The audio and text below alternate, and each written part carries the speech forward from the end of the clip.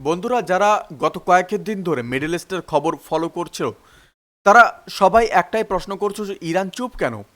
Israel লেবাননের উপর এত বড় হামলা করলো, এত মানুষ মারলো, গোটা গোটা এলাকা তছনছ করে দিল, আর ইরান শুধু বসে বসে দেখলো। এটা কি হলো? ইরান তো বলেছিল যে লেবাননে যদি আবার হামলা হয় তাহলে তারা সরাসরি ইসরায়েলকে জবাব দেবে।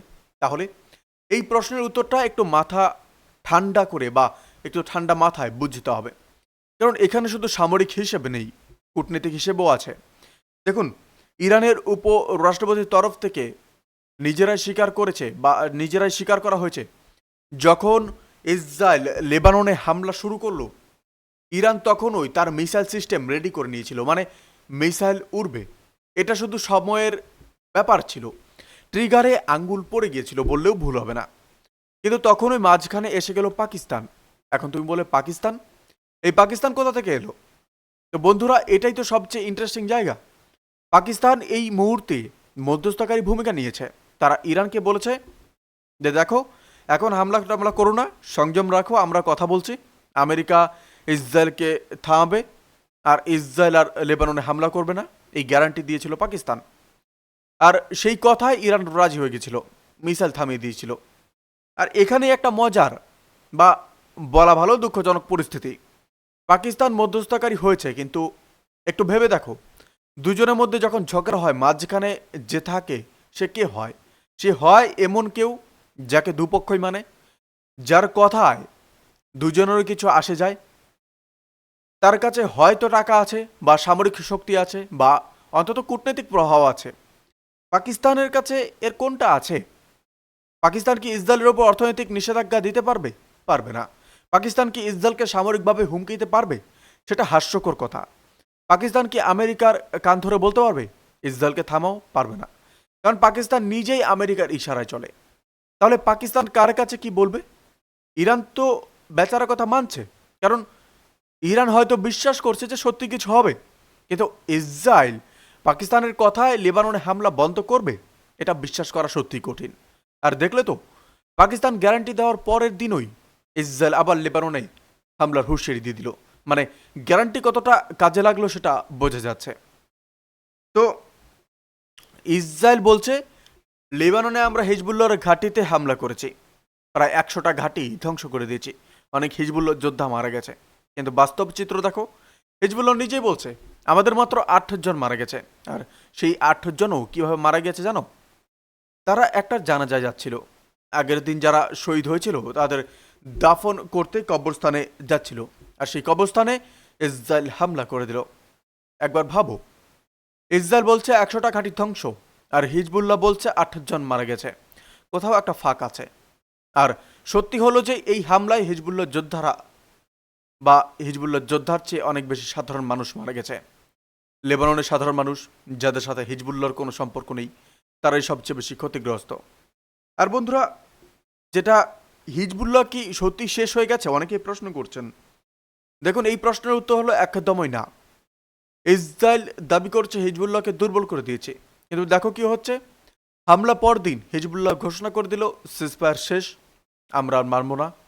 আর তারপরেই লেবাননের সীমান্ত থেকে ইসরায়েলের কিরিশাতের সামনায় একদিনে 6বার রকেট হামলা, কিছু ইন্টারসেপ্ট হলো, কিছু ক্ষতি করলো। এখন যদি হিজবুল্লাহ সত্যি শেষ হয়ে যেত তাহলে এই হামলা করতো কিভাবে? ইসরায়েল যা বলছে আর মাঠের বাস্তবতা দুটো একদম আলাদা। সত্যিটা হলো ইসরায়েল ইরানের সেনাবাহিনীকেও পুরোপুরি ধ্বংস করতে পারবে না, হিজবুল্লাহকেও না। তারা শুধু সাধারণ মানুষকে মারতে পারছে, আর এটাই সবচেয়ে বড় স্ট্র্যাটেজি বলতে পারেন। দেখুন, নেক্সট যেটা আপডেট আসছে, এবং এই বিষয়টা আপনাদের একটু বুঝিয়ে বলি। স্ট্রেট অফ হরমুজ মানে হরমুজ প্রণালী, পার্সিয়ান গালফ থেকে বাইরে যাওয়ার রাস্তা। আর পৃথিবীর মোট তেলে প্রায় 20% এই রাস্তা দিয়ে যায়। স্বাভাবিক সময়ে প্রতিদিন 150 থেকে 200 জাহাজ এই পথে দিয়ে যায়। আর এই যুদ্ধের কারণে সেই সংখ্যাটা কোথায় নেমে এসেছে জানো? মাত্র 6টায়। 24 ঘন্টায় মাত্র একটা তেলের ট্যাঙ্কার আর 5টা ড্রাই বাল্ক কেরিয়ার। আর এখন ইরান বলছে দিনে 15টা জাহাজ যেতে পারবে, বাট তেল টোল দিয়ে, মানে ব্যবহারের জন্য ফি দিতে হবে। এর প্রভাব বুঝতে পারছো? সারা দুনিয়ায় তেলের দাম বাড়বে। শিপিং খরচ বাড়বে, আমাদের দেশেও পেট্রোল ডিজেলের দামে চাপ আসতে পারে, কারণ ভারত মিডল ইস্ট থেকেই অনেকটা তেল আমদানি করে। এই যুদ্ধের ঢেউ শুধু সেখানে নেই, এটা আমাদের পকেট পর্যন্ত এসে পৌঁছেছে। বন্ধুরা, নেক্সট যেটা আপডেট আছে সেটা সত্যিই তাৎপর্যপূর্ণ।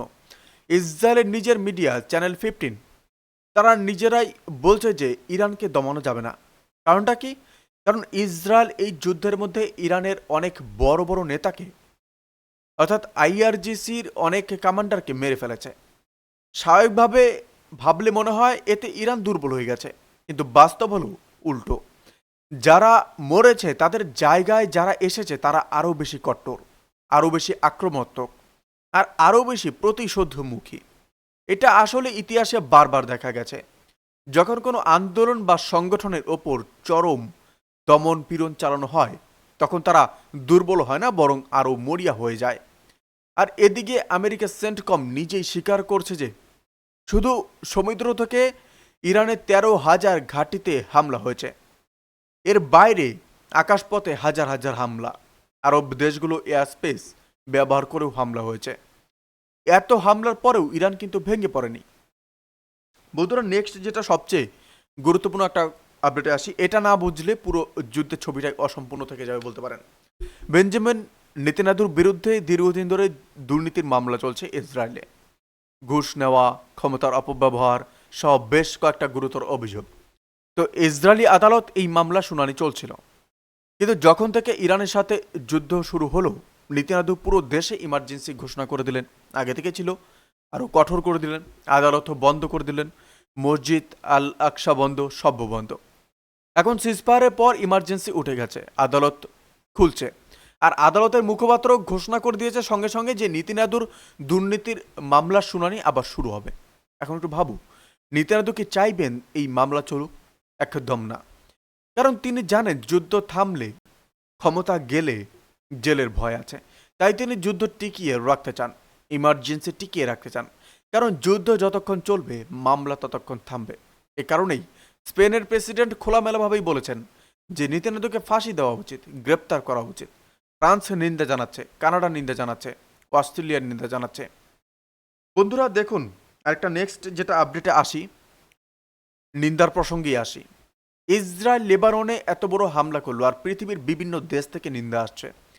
ইউরোপের অনেক দেশ নিন্দা জানাচ্ছে, ইউএন নিন্দা জানাচ্ছে, এমনকি ইউএইউ নিন্দা জানিয়েছে। কিন্তু মজার ব্যাপার হলো ইউএই এই পুরো যুদ্ধ বা যুদ্ধ জুড়ে ইসরায়েল আর আমেরিকার পক্ষে ছিল, সাহায্য করেছে, আর এখন নিন্দা জানাচ্ছে। আসলে এই পুরোটাই দেখানোর জন্য বলতে পারেন।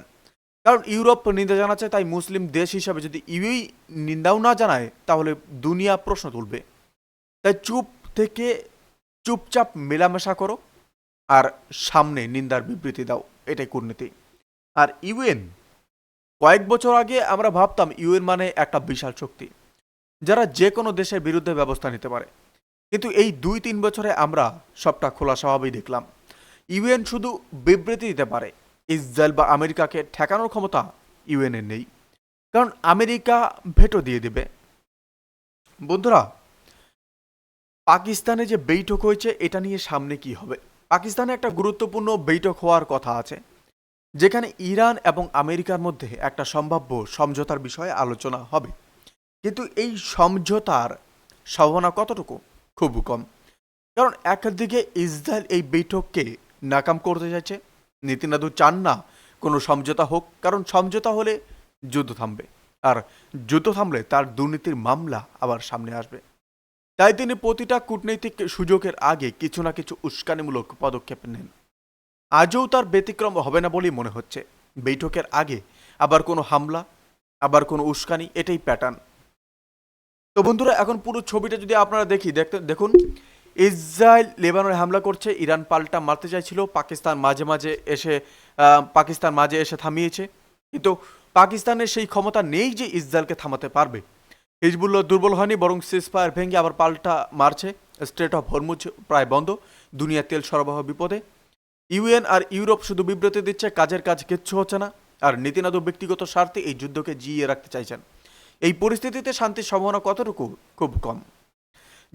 যতদিন নীতিনাদ ক্ষমতায় আছেন আর যতদিন আমেরিকার ভেটো পাওয়ার আছে ততদিন এই চক্র চলতে থাকবে। আর সবচেয়ে কষ্টের কথা হলো এই সব রাজনৈতিক খেলায় যারা মারা যাচ্ছে তারা আমজনতা, লেবানন সাধারণ মানুষ, গাজা সাধারণ মানুষ, যারা শুধু বাঁচতে চাইছে। খবর রাখুন আমাদের এই চ্যানেলে, জানতে থাকুন, কারণ জানলে তবেই বুঝবে আর বুঝলে তবেই সচেতন হবে। বন্ধুরা, আজকের জন্য এতটুকুই। কোন আপডেটটি সবচেয়ে বেশি আপনাদের ভালো লেগেছে বা ইন্টারেস্টিং লেগেছে অবশ্যই আমাদের কমেন্ট করে জানাবেন। ভালো থাকবেন, সুস্থ থাকবেন, ধন্যবাদ। দেখা হচ্ছে নতুন কোনো আপডেটে। আপনারা কোথা থেকে আমাদের এই ভিডিওটি দেখছেন অবশ্যই